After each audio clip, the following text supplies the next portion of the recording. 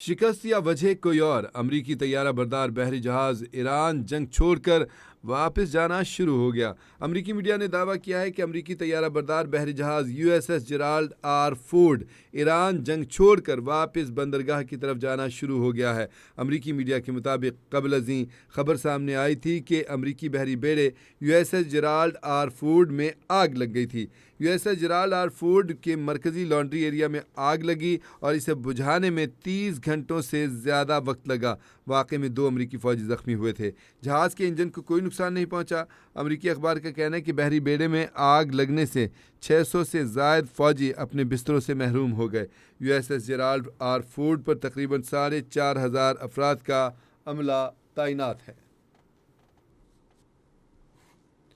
America को अपने बहरी बेड़ों के ऊपर बड़ा नाज था। अब्राहम लिंकन को यहाँ पे तैनात किया गया था ताकि ईरान के ऊपर प्रेशर बढ़ाया जा सके, लेकिन जब देखा कि प्रेशर उस तरह से डेवलप नहीं हो रहा तो फिर दूसरे बहरी बेड़े को यहाँ पे लाया गया और ये था जनाब एसएस जेराल्ड आर फोर्ड, और ये भी एक बड़ा तैयारा बरदार बहरी जहाज़ था और इसके ऊपर बड़ी इनको गुमान था अमेरिका को कि इसको भी ये नाकाबिल शिकस्त है, और इसी तरह जो अब्राहम लिंकन है वो भी नाकाबिल शिकस्त है। ईरान पहले ही वाजे कर चुका था, अपनी तैयारियां वो कर चुका हुआ है जंग के हवाले से, और जैसे फिर ईरान ने अपने जवाबी वार शुरू किए हैं, हमले करने शुरू किए हैं जवाबी तौर पे, तो उसमें जेराल्ड जो आर फोर्ड है इसको काफ़ी नुकसान पहुंचा, इसमें आग लगी थी। और ये अब अमेरिकन हुकाम की तरफ से बताया गया जी वो आग जो है वो लॉन्ड्री एरिया में लगी थी, कोई ऐसा खौफनाक किस्म का मसला नहीं था, लेकिन इसके बावजूद ये आग बुझाने में 30 से ज़ायद घंटे लगे। 24 घंटों का एक दिन होता है, दिन और रात मिला के, और उससे भी ऊपर यानी कि आधा दिन मज़ीद ऊपर ले गए, और ये 30 घंटों से ज़ायद जो है वो वक्त लगा था इस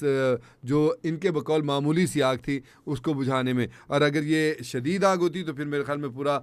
जेराल्ड फोर्ड जो है वो पूरा का पूरा ही खाकसर हो जाता, तो शायद ये इसको शदीद मांगते, लेकिन इसकी वजह से तकरीबन 600 से ज़्यादा फ़ौजी जो हैं अपने बिस्तरों से महरूम हो गए, उनके बिस्तर जलकर खाकसर हो गए। ताहम अब ये डेवलपमेंट आई है कि जो यूएसएस जेराल्ड आर फोर्ड है वो जो पानी के मैदान में जो जंग लगी हुई है, जो ईरान में जंग लगी हुई है, उस जंग से अब पीछे हटने शुरू हो गया है। और जब कोई इस तरह बड़ा बहरी बेड़ा का मतलब है कि इसके ऊपर जितने तैयारे हैं, जितनी फोर्सेस हैं, वो भी साथ ही इसके पीछे हट रहे हैं, तो ये एक बड़ी कामयाबी है ईरान के हिस्से में आ रही है कि भले से वो जाके अपने डैमेज हिस्सों को दोबारा मेंटेनेंस उसकी करवाएंगे, उसको ठीक करवाएंगे, लेकिन इसके लिए अमेरिका को एक ख़र्चा भी करना पड़ेगा, और उसका एक जो बड़ा वो अस्करी बाजू था वो जो है समझे कि मफलूज हो गया है फ़िलहाल तो। और